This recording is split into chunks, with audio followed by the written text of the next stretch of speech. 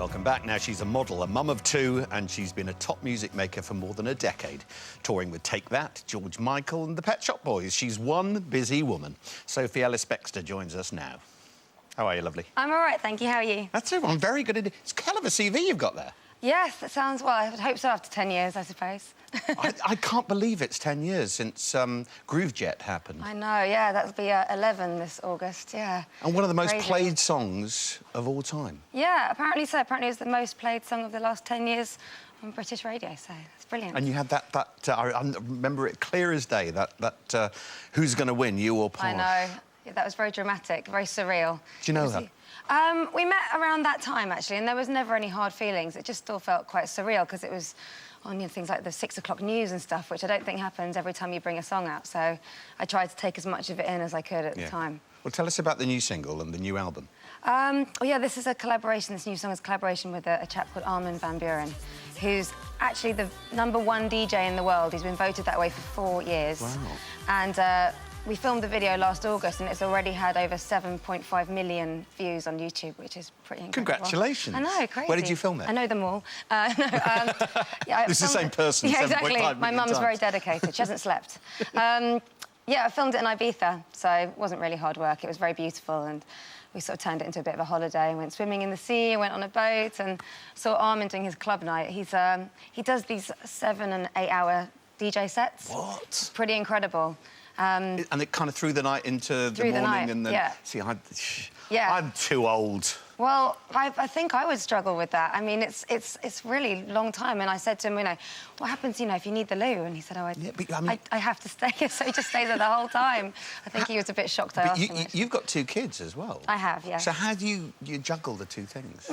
Not very much sleep. Usually, yeah, something's got to give. That's usually it. I usually don't get as much rest as I need. But it's brilliant. I mean, it's all we know. And the boys are very easygoing about the fact that their mum has a silly job. And, yeah, we just How old are they? The youngest is just turned 2. Oh. And that's Kit. And then Sonny is going to be 7 in April. And, of course, their dad's in the business as well. Yeah, yeah. Yeah, it's a bit daft. But it all works out. Do you think they'll go into it? Well, I'd be quite surprised if they're not quite interested in it, just because it's quite a seductive lifestyle, really. I mean, we do something we love. We hop up on stage and, you know, sing and dance about and play instruments. Why wouldn't you want to do that, really? Yeah, it's a great life. It's a great life. Yeah. What about touring with them? Do they come with?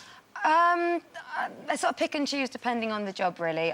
I want them to have a good time, so if I think they're going to be bored or if I've got a very nocturnal shift, and it wouldn't really make sense on them. But just before Christmas, I had to go to Azerbaijan and Baku, and it was only a sort of, I don't know, 3-day trip, and I took Sonny with me, and that was quite fun bringing him with me. He must have had his eyes on stalks looking at He loved it, and it was actually really sweet because I travel a lot, and you do get a little bit used to the whole, I don't know, airports and hotels and things, and it was really nice to bring someone who was truly, like, wondered by everything. Like, look at that light, and this hotel is beautiful, Mummy, and, you know, it's really sweet. And I came and saw you when you were with the boys with Take That on the last tour. What an experience that must have been, because it was a huge event. It was fantastic, and they really were the perfect hosts, very generous, exactly as you'd expect them to be, really. Yeah. Charming and really enjoying themselves. And then another tour, which was... I saw you... Everywhere I go, you're there. It's at George Michael's. Yes. He was on such form. You were his terrific. voice. His voice was glorious. It sounded exactly the same, doesn't it? It's amazing. Yeah. Wonderful to work with those people. Do you get to hang out with them much? It depends. I mean, with the tour I did with the Pet Shop Boys, they were really lovely, and Take That, I mean, I did 34 dates with them, so, yeah, we saw each other a lot. So, yeah, it sort of depends on the tour, really, and you can tell within the first sort of few hours of getting there what the atmosphere's like and if it's a happy tour or not. And, you're going to be at Wembley to see the boys? I would love to go. I mean, they put on a big show. They do. Yeah. I've got to ask, how's your mum? My mum's fine, thank you for asking. Because she's a lovely lady. Yes, she is, yeah. She's an absolute diamond. Oh, what's she up to? Thank you. Same as ever. She does, you know, lots of TV and radio, and I recently said to people that she's writing a book, and I think she's a bit mixture of annoyed with me and happy because it means she's put her under pressure to actually finish it. But I actually think that could be the mark of a whole new stage for her because she's a brilliant writer. God bless her. Well, do give her my love. We've had a load of emails in. We're talking about women who... can women have it all and the glass ceiling? Oh, yes. You're someone who I think can. Jane from Coventry, yes, we can have it all. I have a 5-year-old daughter, run my own child mending service, keep my own house in a nice area, pay my own bills, and I've done it all my own way. You can have whatever you want in life as long as you're willing to put in time and hard work into it. So I think she's right. I've just had my 3rd child, says Kira, and I work full-time. If everybody thinks we can't afford children, then nobody would have any.